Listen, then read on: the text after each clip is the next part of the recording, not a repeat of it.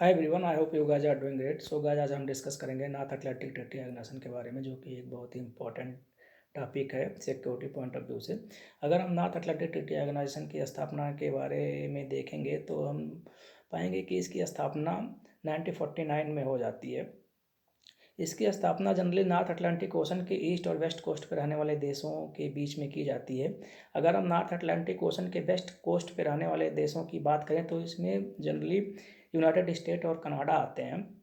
अगर हम north Atlantic ocean के ईस्ट कोस्ट पर रहने वाले देशों की बात करेंगे तो इसमें हम देखेंगे कि Portugal, Spain, Great Britain, France, Germany और इटली जैसे देश आते हैं।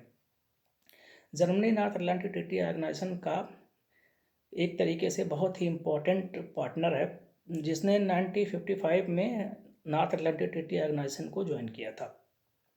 अब हम इसको देखते हैं कि नॉर्थ अटलांटिक ट्रीटी ऑर्गेनाइजेशन, जो कि एक मिलिट्री ब्लॉक है, ये पूरे वर्ल्ड में पीस और स्टेबिलिटी को मेंटेन करने के लिए बहुत ही इम्पोर्टेंट ऑर्गेनाइजेशन है। अगर हम इसके हिस्टोरिकल पर्सपेक्टिव की बात करें तो हम देखेंगे कि नॉर्थ अटलांटिक ट्रीटी ऑर्गेनाइजेशन के एग्जिस्टेंस में आने से पहले दो और ट्रीटी साइन की जाती है। ट्रीटी ऑफ डुनकिर्क 1947 में साइन की जाती है ग्रेट ब्रिटेन और फ्रांस के बीच में। ये ट्रीटी स्पेशली अगर हम देखेंगे इसके बैकग्राउंड में तो हम पाएंगे कि सेकेंड वर्ल्ड वार 1945 में एक तरीके से ख़त्म हो जाता है।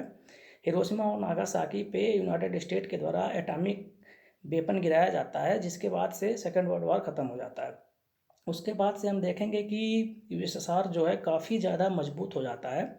तो यूएसएसआर के थ्रेट को रोकने के लिए ग्रेट ब्रिटेन और फ्रांस के बीच में ट्रीटी ऑफ डनकिर्क साइन की जाती है। एक तरीके की कलेक्टिव जो है सिक्योरिटी होती है कि अगर इसमें ग्रेट ब्रिटेन या फ्रांस के ऊपर अगर कोई भी देश अटैक करेगा तो इसको दोनों देशों के ऊपर एक तरीके से अटैक माना जाएगा।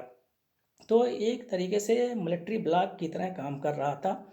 उसके बाद हम देखेंगे कि ब्रुसेल ट्रीटी ऑर्गेनाइजेशन साइन की जाती है। इसमें बेनेडिक्ट कंट्री भी एक तरीके से इनवाइट की जाती हैं और फाइनली जो है नॉर्थ अटलांटिक ट्रीटी ऑर्गेनाइजेशन का एग्जिस्टेंस आता है 1949 में। अगर हम इसके नॉर्थ अटलांटिक ट्रीटी ऑर्गेनाइजेशन के कॉन्स्टिट्यूशन की बात करें तो इसका आर्टिकल 4 कहता है कि consultation among the member of North Atlantic Treaty Organisation. तो अगर हम देखें कि अगर कोई भी वर्ल्ड सिनेरियो में कोई महत्वपूर्ण टॉपिक चल रहा है और अगर उस पर बात करने की एक तरीके से बहुत ज़्यादा ज़रूरत है तो उसमें सभी देश एक मीटिंग करते हैं कि एक तरीके से डायलॉग संपन्न किया जाए कि इस पर्टिकुलर प्रोसेस में क्या किया जाए और वर्ल्ड वर्ल्ड में पीस और हार्मनी को इस्टेब्लिश करने के लिए क्या किया जाए। तो ये तो आर्टिकल 4 कहता है। आर्टिकल 5 एक कलेक्टिव सिक्योरिटी की बात करता है।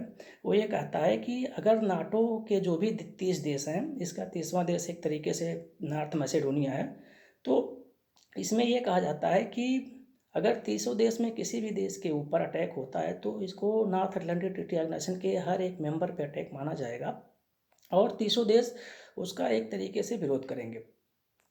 अब हम देखते हैं कि नॉर्थ अटलांटिक ट्रीटी ऑर्गेनाइजेशन का क्या मिलिट्री ऑपरेशन रहा है पूरे वर्ल्ड में। तो अगर हम देखेंगे कि यूगोस्लाविया के डिसइंटीग्रेशन के बाद जो है वहाँ पे पीस और हार्मनी को रिस्टोर करने में नॉर्थ अटलांटिक ट्रीटी ऑर्गेनाइजेशन का बहुत बड़ा रोल रहा है। और उसके बाद हम देखेंगे कि अफ़गानिस्तान में पीस और स्टेबिलिटी को मेंटेन करने में भी बहुत ज़्यादा रोल रहा है, जो कि जनरली जो है वर्ल्ड ट्रेड सेंटर पे अटैक के बाद नाटो की फोर्सेस अफ़गानिस्तान में पेनिट्रेट करती है और वहाँ पीस और स्टेबिलिटी को एक तरीके से बहाल करती हैं। हम देख रहे हैं कि गल्फ़ वार में भी नाटो फोर्सेस का बहुत बड़ा एक तरीके से कंट्रीब्यूशन रहता है वहाँ पीस और स्टेबिलिटी को मेंटेन करने में।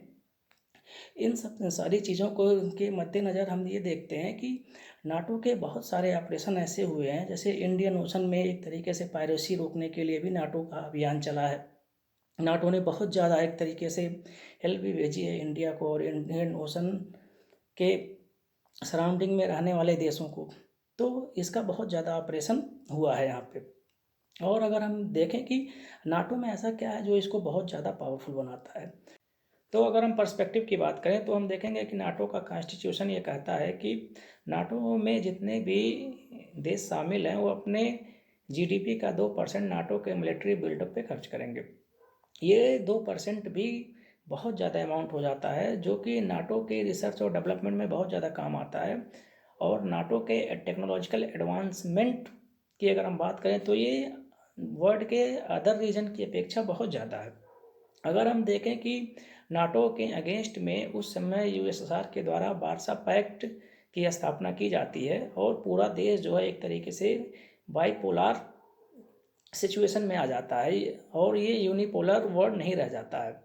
तो अब हम और बात करते हैं कि इंडिया और नाटो के बीच में क्या रिलेशन है। तो अगर हम देखें कि नाटो और इंडिया के बीच में बहुत अच्छा रिलेशन है और नाटो के बहुत से सारे देश हैं जो कि इंडिया का एक तरीके से सहयोग करते हैं। फ्रांस बहुत ज़्यादा इंडिया का सहयोग करता है, ग्रेट ब्रिटेन भी करता है, जर्मनी भी करता है, यूनाइटेड स्टेट के साथ हमारी सिविल न्यूक्लियर डील भी 2006 में हो चुकी है। तो हम पाएंगे कि नाटो के जो भी मेंबर देश हैं वो इंडिया की बहुत ज़्यादा हेल्प करते हैं। अगर हम नाटो के ऑपरेशन को देखें तो पूरे वेस्ट एशिया में पीस और स्टेबिलिटी को रिस्टोर करने के लिए नाटो ने अपने बहुत सारे ऑपरेशन चलाए हुए हैं।